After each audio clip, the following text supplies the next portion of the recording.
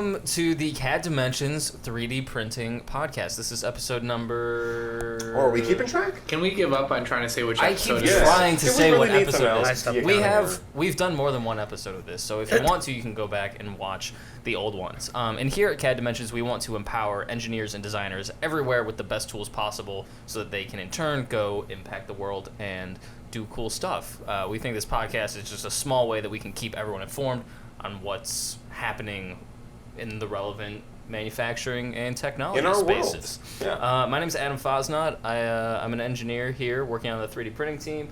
We have I'm Kevin, marketing guy here. Ken, also engineer. And then behind the camera, we've Ben. Hi. He also works in the marketing side of things. We have a number of different stories from like the past month or so that we wanted to talk about. We've got aerospace, we have 3D printed houses, and then we want to talk about tariffs, which is something that is affecting. Fun. It's actually the. This is not clickbait. We're not like doing this because it's a hot, trendy topic. It's got pliable. Tariffs are in the. Isn't that what all our topics are? Yeah. Trying to be a little trendy. We try to pick out what's important. Oh, right. Tariffs are in the top 5 biggest issues manufacturers in America are facing today. Absolutely. And so we found a good article talking about 3D printing and tariffs, and we wanted to talk more about the topic in general. But anyway, let's jump to aerospace. The big boys. Yes. And so there were a couple stories that came out over the last month that talked a lot about qualifying different materials and processes for aerospace. Mm-hmm. So the first one is Midwest Prototyping, which is a big service bureau out in Indiana, I believe. I believe they have an office in Colorado and yes, Indiana, I think. Okay. I think they're out of Indiana. Yeah, they're a massive service bureau. They have Stratasys Wisconsin and printers. Colorado. Wisconsin and Colorado. Okay. Wisconsin's more. That's where their aerospace facilities are. Gotcha. Yes. Gotcha. And they just received AS9100 certification to be able to 3D print aerospace grade parts. So they're printing parts, and those parts are actually going onto airplanes. So I'm going to stop you right there because I feign a lot of ignorance, and I was honestly under the assumption that that was happening already. Like I feel like 3D printing has been in the news enough, and that was like a lot of the lightning rod of attention was aerospace, lightweight parts, and things like that. So I felt like that was already a thing. So what's different about this? There's not many places outside of the big aerospace companies that can do it. So outside of the Boeings, the Airbus, the military. So unless you're one of 5 organizations that can do that at an aerospace level, that's really the only use case that's existed prior to this is now an independent company. There's that, and then there's even less that are 3D printing that have the AS9100 certification. Okay. What does that mean? I was going to say, yeah, what's the rigidity of that kind of certification? You're more of a quality guy than I am. Oh, God, you're throwing me under the bus here. Well, so I guess the best way to put it is that's a very, very nationally recognized standard for aerospace. So you had to have the materials that had to meet certain qualifications. The process, the printer, the post-process, all of those things are imagined to be the highest standard for aerospace. So from my understanding, there's 5 qualifications, 3 of which are controlled by the manufacturer, and that's, like you said, the material, the process, and the machines. Well, that's very cool. It's very exciting that it's outside of that space now, because that seems like that opens up other doors now that there's a company that's blazed that path and if they can see success from it, other companies will follow, right? Right. There's really only a handful. I think American Additive has the same one or a similar one, but there's only a handful of companies, Stratasys Direct being one of them, that have the standards and the process and the appropriate equipment in place to actually print parts that go on commercial airlines. And now, commercial airlines is changing definitions too, as you have more like people mover drones, and you have that aerospace taking a different shape. It's driving a lot of the need to bring the cost down for those things. When you look at creating 4-person, have you seen those prototypes for like 4-person air taxis? I saw like a 15-second video on Facebook. I feel like I saw something the other day on maybe it was like a Tesla video on Instagram, and it looked like it was a 4-person air taxi that would just take you across town, and that was it. And almost like a Brave New World. I would love that. When can we have those? I know, that'd be great. Traffic would be a thing of the past. Mayor Goldie Wilson. Elon Musk says that'll never happen. Really? Yeah. In the Joe See, I Rogan feel like he's the podcast. guy to champion that, though. That's why he's going I thought they underground. had I was gonna say the he's guy, going yeah. underground. So Yeah, he doesn't want he said it'll be That's too noisy. true. Oh, yeah, the high-speed rail thing. Be too noisy. Yeah. I didn't even think of that. He said, imagine like the little tiny drone, how loud those are. Yeah. Now imagine dang. one that Those holds are really a person. annoying. Yeah, that's a good point. I hadn't thought of that. Yeah, I hadn't either. Well, but still, Well, he's I mean, there's smarter other than us, advancements in aerospace that are, certainly has poured a little bit of gasoline on the impetus for people to start to expand in this Exactly. territory. So that's good. It's been pursued by such a small number of groups and government agencies for such a long time, and we're starting to see a lot more growth Yeah. in that area. Once the private sector starts to see returns on those investments, that's when it really catches fire. So Right. Awesome. But alternatively, so they're printing plastic, I believe, Right. for aerospace applications. But Airbus, one of those big players that was Yeah. one of the first adopters of printing plastic aerospace grade parts, just partnered with Sigma Labs to start qualifying metal 3D printing for aerospace as well, which is more exciting because, again, it opens more possibilities for better, stronger, more lightweight parts. Fuel nozzles are, or complex geometry fuel nozzles are a big potential application in that area, but it has to be proven out first so that the planes stay in the sky. And if you look, I'm seeing stuff on the article that show like those 3D printed metal turbines and things like that I'm used to seeing, and it just seems like there are so many applications here, like in metal, so many of those complex geometries that you were talking about, right? That just we don't even know about. Awesome stuff. Yeah, so that's exciting. It's gonna, I think, change a lot of what our transportation looks like. Yeah, I was gonna say Probably not like tomorrow or in the next 2 years, but as time goes forward. So the other thing I was going to say before, going beyond the air taxi thing, is commercial space travel, right? I mean, that's not 100 years away. That's not a comic book. That's like, people are buying tickets for that. Right. That's actually a thing. Really, really rich people, but they're buying. I saw you roll your eyes, Ken. But that's a thing. So again, the cost of metal parts goes down. All of a sudden, a $200,000 ticket to the moon is only $120,000. I think that might be a little bit of a stretch, but we can hope. You never know. Going to the moon would be sweet. I just think For the weekend, Adam, just for the weekend. Yeah, just for the weekend. Who would you send to the moon? Myself. I want to go to the moon. That would be fun. You think I'm trying to get rid of people? Ben's like, who would you going to leave on the moon?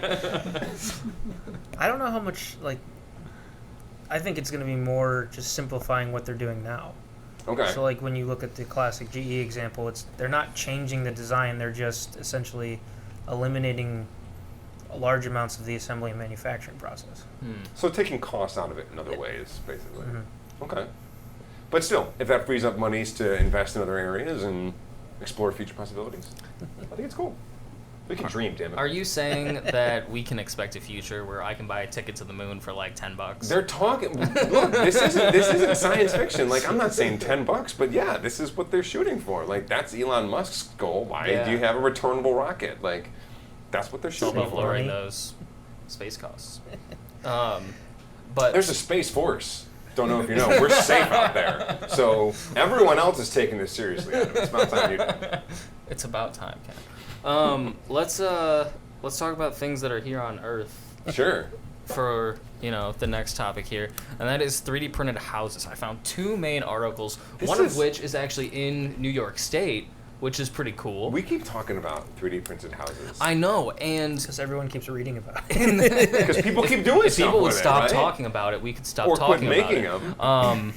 Now, we've talked about this before on the podcast more than once, and some of these articles may have started to change my mind on 3D printed houses. Because in the past, I've been like, this is kind of dumb. There has to be more cost-effective ways of making houses. A dwelling. Yes. Because it's not necessarily a beautiful two-story home. It's a dwelling, right?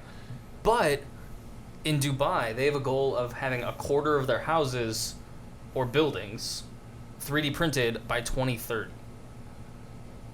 That seems like a pretty lofty goal. I'll say one thing. Why? Dubai's got the money to do it. If anybody's got the money to do it, like, they're okay. Well, they're kind of out there anyway. Aren't they the first Man-made country islands? to grant citizenship to a robot?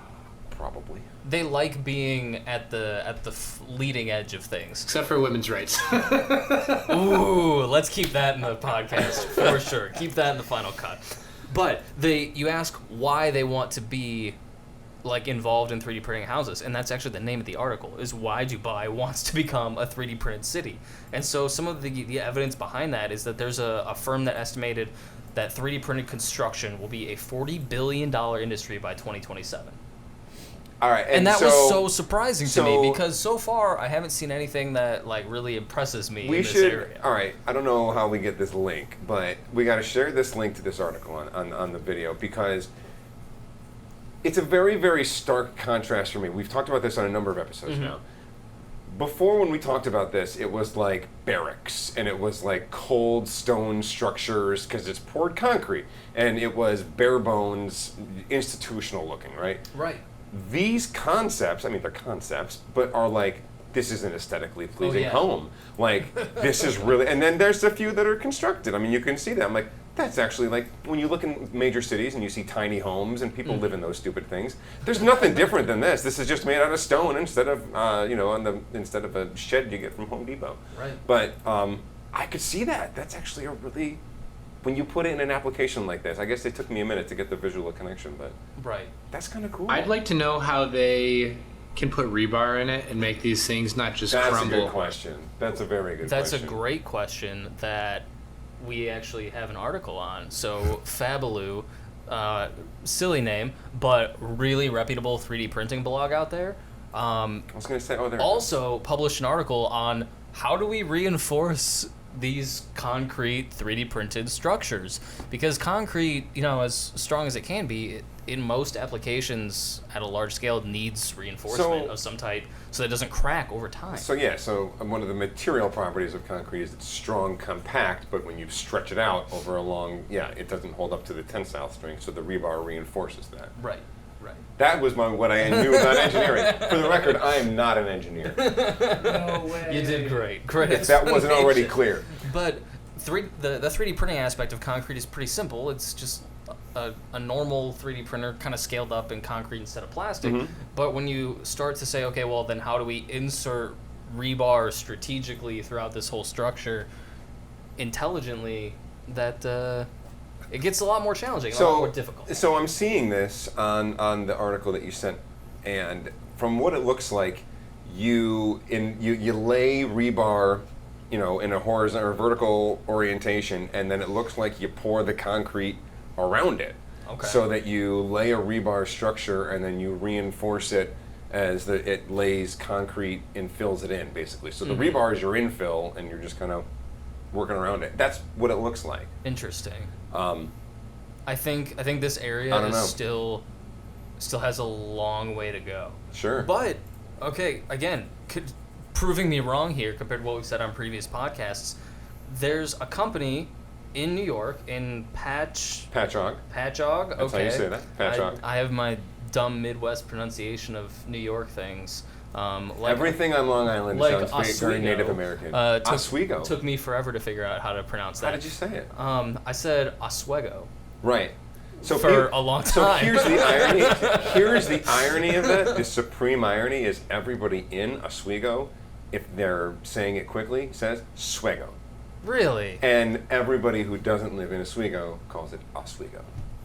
Well, now you know. My world has just been changed for the worse. This regional content is going to land at home. Everyone's going to love it. Anyway, Patchogue, New York. It's on Long Island. They just made the world's largest 3D printed house at 500 square feet, so still a small house. Okay. But, well, small house by American standards, probably. I don't want to... I was going to say, 500 square feet. I don't want to judge houses worldwide or anything, but regardless, they also accepted a contract to build 80 homes in Kansas. going from 12,000 square feet to 24,000 square feet. Exactly. So again, huge range in square footage. We're talking large structures, and we're not talking about. And then the article ends. It's like a paragraph and a half about this guy and this home and his project, because this is the article that you sent is from like a local newspaper in the Patchogue community. So, yeah, it just says, moreover, he's accepted a contract to build 80 homes in Kansas. End of story. I really want to know what this contract You've looks accepted like. a contract. You like that's Like, over what period of time are you going to build 80 large homes? And So- also, the home in the article, don't come after me, S Squared, the name of the company, but it doesn't look drastically different or drastically more impressive than a lot of the 3D printed concrete homes I've seen so far. It's essentially a box, and they put a wooden roof on top of it. It looks like a barracks. Yeah. It looks like a Quonset hut out of concrete. So, 80 nothing to homes it. isn't that impressive. I mean, he's getting contracted just to do the cement work. And I mean, I know Okay. contractors okay. who do more. He's not building the entire See, house. that to me is a He's doing the logical shell. application. To be like, hey, I got to pour the foundation on this house. I'm going to bring in this guy with a cool gantry system that's going to lay it in 20 minutes, and it's going to be way faster. That's a great application for it without saying I 3D printed my house. Yeah, he's Yeah. not going to go in and do Parts all or the prep work. components of the house. Yeah. You know, someone else runs the plumbing, electrical. Is that what you're thinking? Probably. There's no way he has the knowledge to do an entire house if, like, from what I know, Yeah. I guarantee you he's doing the shell of the house, which that'll, like, how long does that take for him to print this house? A week? Most articles that we've looked at have been like a day. Well, I'm or looking 2 at days 24,000 per square house. feet. Yeah. Yeah. Oh, So okay. yeah, quadruple the size of what you just did. Plus, if he figures out how to reinforce it and make it tornado proof, Yeah. which cement might be a good So maybe, idea. maybe that's a driver for that decision. Is look, we're in Kansas. Cement house makes sense, right? Yeah, they've got a lot of tornadoes out there, Mhm. right? Wizard of Oz. I've watched a movie or two. So I'm still not 100% convinced that 3D printed houses are like the future of construction or any grand claims like that. But this did give me a lot of more belief in the technology that it could be something someday. And they, in the article about Dubai, they talked about, you know, concrete 3D printing as a concept is still very new. And so maybe like the end goal here isn't going to be houses necessarily, but it could be large concrete parts for things like plumbing and benches. And if you think of all the big concrete shapes that they use to do sewage and those sorts of things, maybe those could be made more effectively Sidewalks. with a concrete 3D printer. Pavers, stuff like that. They use casts to do all the concrete. Yep. It's not. But that's exactly what we talk about with a lot of different industries, is you have a massive tooling cost up front before you can actually start making something. So that goes into the tariff conversation, right? It does. If you have a Well, sort massive of. tooling I cost. hope that's where you were going with it. That's not where I was going with it, but Because that was that's- a great that's- segue. That stuck out to me with the tariff conversation because the article, it was a Forbes article that was making the case for why 3D printing is relief to tariff pains and pressures because of that very reason. You could on demand print what you need as opposed to have to outsource it from a place where you have to pay an additional tariff. Right, right. And if you're ordering tooling from, and a lot of people order tooling from outside the U.S. borders, Right. whether it's China or Mexico or what have you, and so that can increase the cost with the current, you know, global conditions.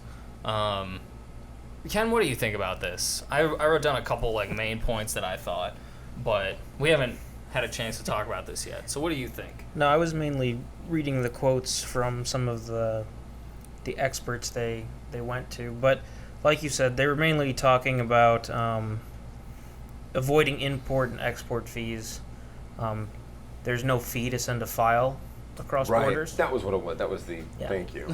So, I was trying to find that in the article and I didn't find it in time. So Yeah. thank you, Ken. so that's kind of what they've been discussing about is like, okay, I can, like, I don't know, not outsource my part, but I still don't entirely get it. I still feel like you So have to you're- do everything in you're outsourcing your IP, and somebody else is essentially taking it and constructing it. Maybe, but think about international businesses. You know, if you have an office in 6 countries, it makes more sense for companies that have multiple locations more than like I'm buying a part from China from company B as opposed to 2 companies as opposed to just one company in different locations.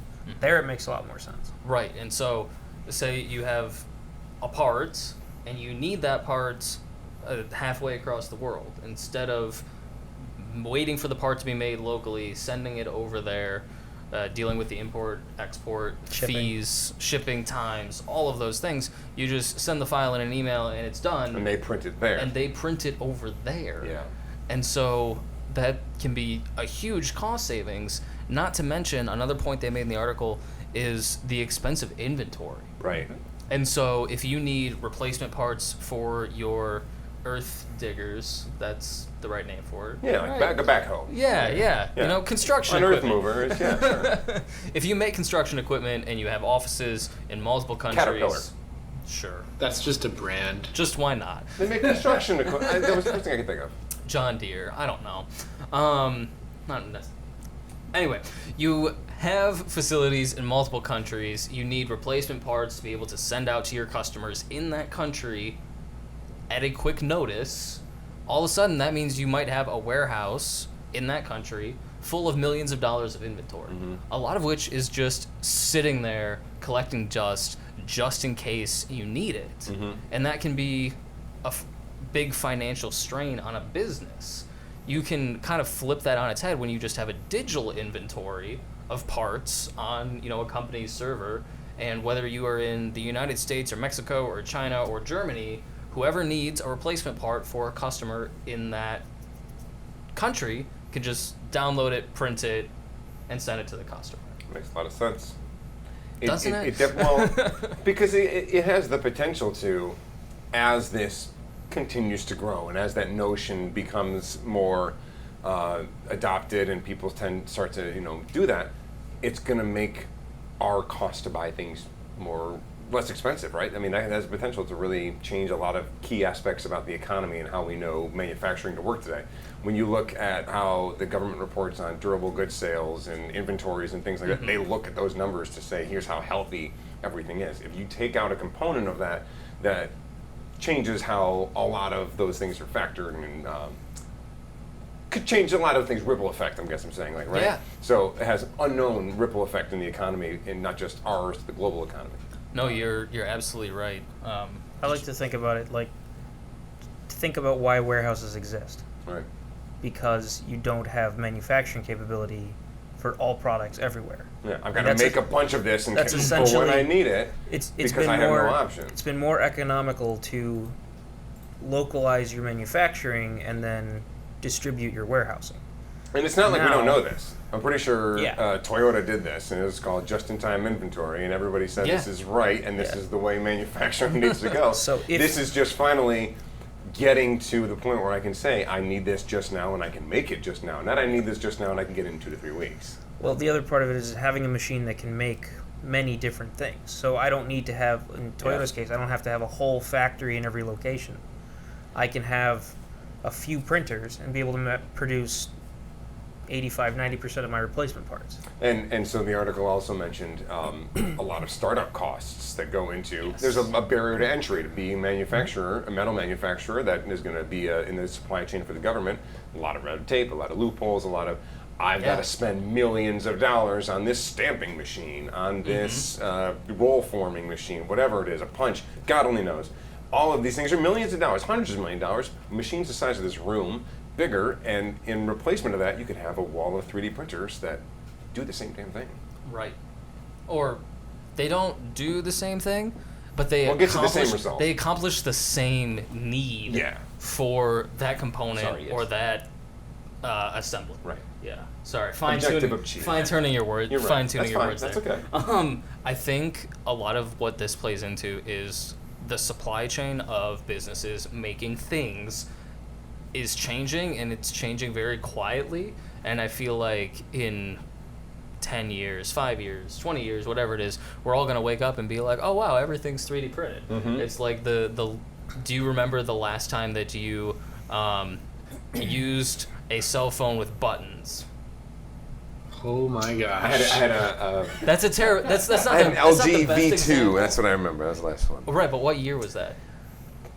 5. Can you say that? Because I'm old. It was 05? 05? Okay. We're gonna have these moments where a piece of technology that just seems simple and commonplace and here to stay is just gonna be gone. Oh, here's the one I was thinking of. Someday we're going to wake up and try to remember the last time we drove a car.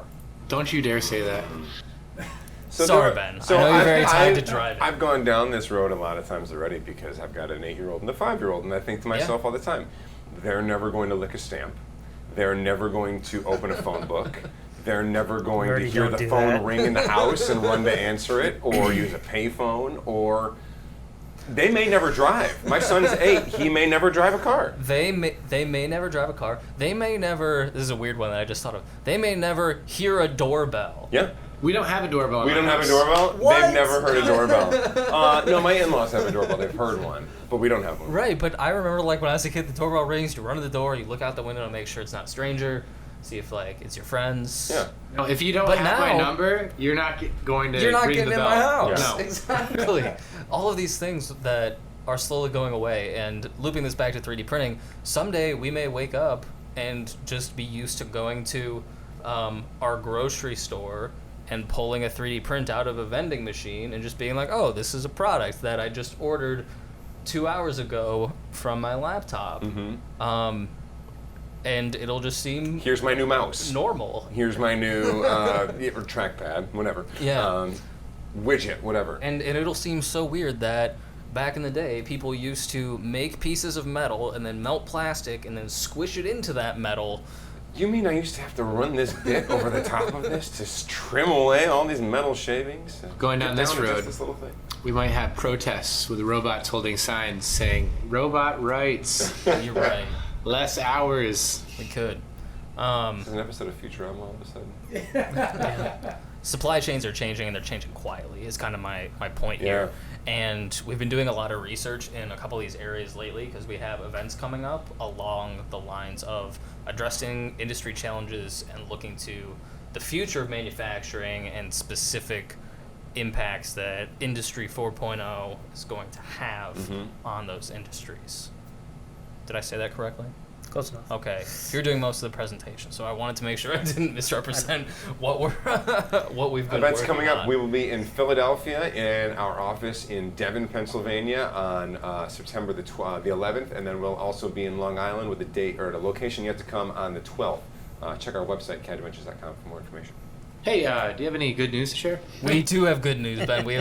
We have exciting news that I almost totally forgot about, and because of that news, myself and Ben and Fred, who's been on the podcast previously but not for a while, we're working on a project this week to make a 3D printed model of our logo, like we've done before for a lot of our unboxings. But this time, our logo was combined with another logo, and this process looked like Ben.